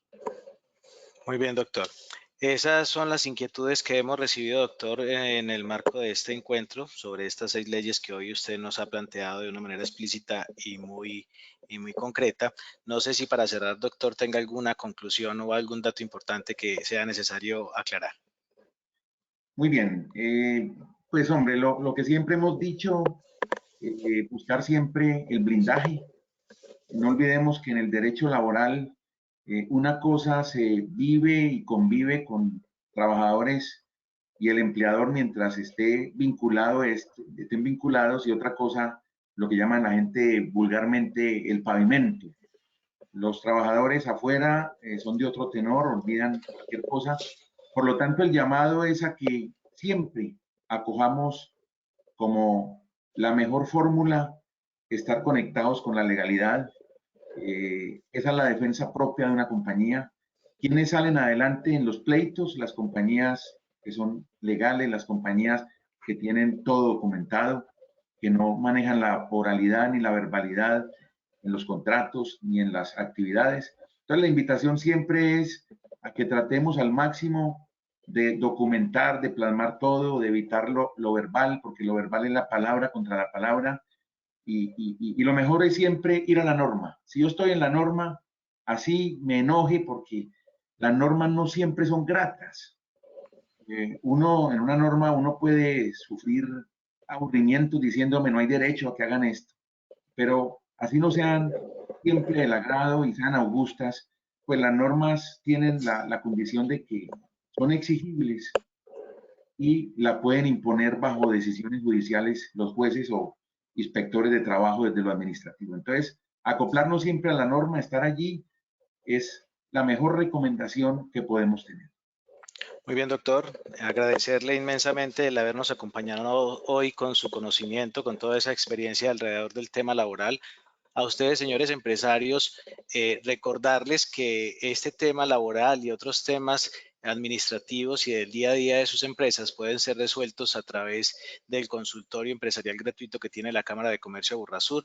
Si ahí están viendo mi pantalla y pueden ver en el costado derecho del sitio web de la Cámara, pueden encontrar reserves o asesoría aquí. Ahí pueden solicitar su cita sin costo para recibir asesoría en temas laborales, administrativos, financieros, jurídicos, en fin, un sinnúmero de temas asociados a la gestión empresarial y comercial para los empresarios de la Burrasur sin costo, así que todos cordialmente invitados para que lo aprovechen. También les hago claridad, esta conferencia va a estar disponible en nuestro canal de YouTube, Cámara de Aburrasur, así lo pueden encontrar en YouTube, va a estar disponible allí y en la sección de Centro de Conocimiento van a encontrar las memorias respectivas también de este encuentro. Agradecerles el habernos acompañado el día de hoy, invitarlos para que estén siempre muy conectados con la Cámara de Comercio de Aburrasur. Hasta una próxima oportunidad, una feliz tarde y feliz resto de día para todos.